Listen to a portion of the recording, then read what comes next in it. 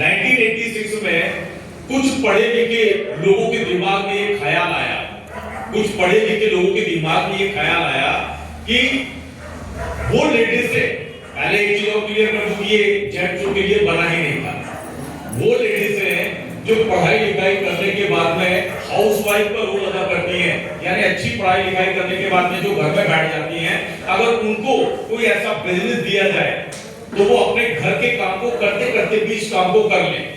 तो 1986 में ये बिजनेस लेडीजों के लिए बना था और ये बनाया था कॉस्मेटिक्स से, कॉस्मेटिक क्रीम के माध्यम से ये बिजनेस स्टार्ट हुआ था, क्योंकि लेडीजों को सबसे ज्यादा ब्यूटी की जरूरत होती है, यस और नो?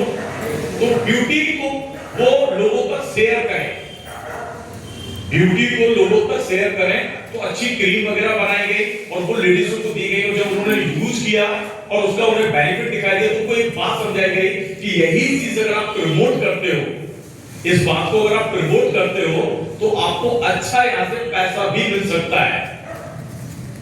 ओके, लेडीजों ने कहा ठीक है, लेडीजों ने यूज किया, काम की शुरुआत की, धीरे धीरे धीरे धीरे ये बिजनेस बढ़ना शुरू हुआ और फिर लेडीज से पीछे रह गई, आज जेंट्स आगे आ गए, जेंट्स आगे आ गए। ध्यान रखना, जो लेडीज है यहाँ पर बैठी है, मैं आप लोगों को सवाल भी करूंगा, लेडीजों ने स्टार्ट किया था बिजनेस को, लेडीज, लेकिन फिर वही बात आई, खुद के ऊपर विश्वास नहीं था, तो धीरे धीरे लेडीज से पीछे हो गई कि अब हम इस काम को नहीं कर पाएंगे, और जेंट्सों ने इस काम को समझ लिया कि ये काम अगर कर लिया है तो बड़ा काम किया जा सकता है। हिंदुस्तान में ये बिजनेस आया 1997 में, यानी तकरीबन 100 साल के बाद, 100 साल के बाद आज भी इस बिजनेस में हम 100 साल पीछे चल रहे हैं। पहले तो ये दिमाग में बैठा लीजिए, 100 साल पीछे हैं। 100 साल के बाद जब हिंदुस्तान में आया तो इस हिंदुस्तान के अंदर कुछ लोगों ने इस बिजनेस को किया, और इसी बीच कुछ फ्रॉड कंपनियां भी इसके अंदर आ गई, क्योंकि उसके लिए सबसे बड़ी चीज है गवर्नमेंट के कोई रूल रेगुलेशन नहीं थे, कोई गाइडलाइन नहीं थी, तो कुछ फ्रॉड लोग भी बीच में आए और उन्होंने क्या किया, लोगों के पैसे भी इधर के उधर लगाए, 2 का 4, 4 का 8 करना शुरू किया। लेकिन जब गवर्नमेंट को ये बात समझ में आई कि भाई ये बिजनेस तो बहुत शानदार बिजनेस है, और इस बिजनेस की सबसे बड़ी खूबी ये है कि ये बिजनेस दुनिया की जो सबसे बड़ी प्रॉब्लम है, कौन सी प्रॉब्लम है सर? सबसे बड़ी प्रॉब्लम है जो बेरोजगार। कौन सी? बेरोजगारी। सर, गवर्नमेंट चाहे कांग्रेस की आए, गवर्नमेंट चाहे बीजेपी की आए, कोई भी गवर्नमेंट आ जाए, बेरोजगारी दूर नहीं कर सकती है सर, ये तो मानते हैं आप? Yes sir. अच्छा ये बताओ मुझे, पॉपुलेशन के मामले में हिंदुस्तान कौन से लेवल पर है? अभी नंबर 1। यस, अभी नंबर 1 है, हमने चाइना को पीछे छोड़ चुके हैं, ये ध्यान रखना।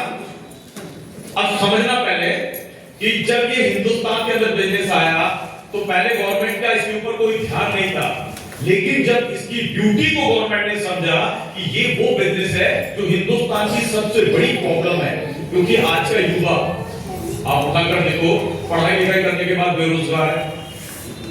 आज का युवा पढ़ाई लिखाई करने के बाद में बेरोजगार घूम रहा है, और रोजगार मिलता भी है तो 10,000, 15,000, 20,000 रुपए, 25,000 रुपए में उसकी शुरुआत होती है, और 70-80 हजार तक पहुंचते पहुंचते उसकी लाइफ खत्म हो जाती है। चेक कर लीजिएगा सर, चेक कर लेना, आप में से जितने लोग यहाँ पर बैठे होंगे, सर आप में से जॉब पर्सन है कोई? जॉब पर्सन है कोई?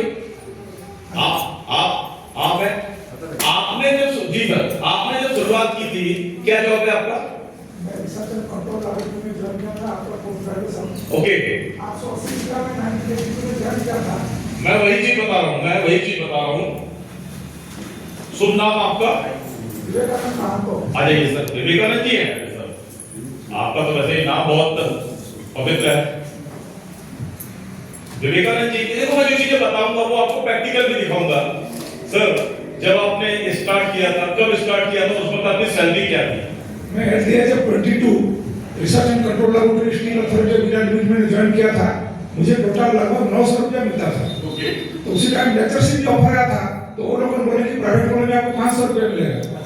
और बैंक का भी एक ऑफर आया था क्लरिकल जॉब में, वो बोला कि 650-700 रुपया मिलेगा। हम बोला कि 900 रुपया तो बहुत अच्छा है, चलो यहीं पर हम ज्वाइन कर लें।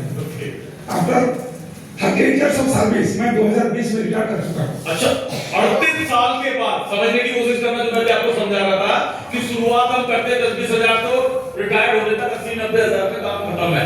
अब देखो मुझे तो नहीं पता, मैं तो नहीं जानता हूँ सर को। आप ये ब्लॉग कहाँ से करते हैं, कहाँ से ब्लॉग करते हैं? सुंदर डिस्ट्रिक्ट राउत ओके, तो सर अभी आप 2020 में यानी 38 इयर्स अपने गवर्नमेंट को देने के बाद रिटायर्ड हुए। जब 60 ओके, मैं 2020 में सर्विस से रिटायर किया। आपकी लास्ट पेमेंट क्या थी? 1,03,500। 1,03,000 कितने साल के बाद?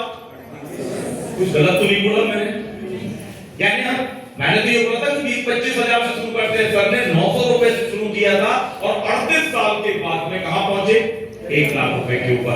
ये सबके साथ यही होता है। अच्छा, मैं एक सवाल करना चाहता हूं, सर के अंदर कोई क्वालिटी कम थी क्या? हाँ जी नहीं सर के अंदर क्वालिटी कम थी। अच्छा, सर मेहनत कम करते थे क्या? नहीं। हाँ जी, रिसर्च का मतलब ही है पागलपन। रिसर्चर वही बन सकता है जो केवल और केवल उस चीज में अपने आप को पूरा मतलब समर्पित कर दे, पागल हो जाए किसी चीज के लिए, तब किसी चीज की रिसर्च होती है सर।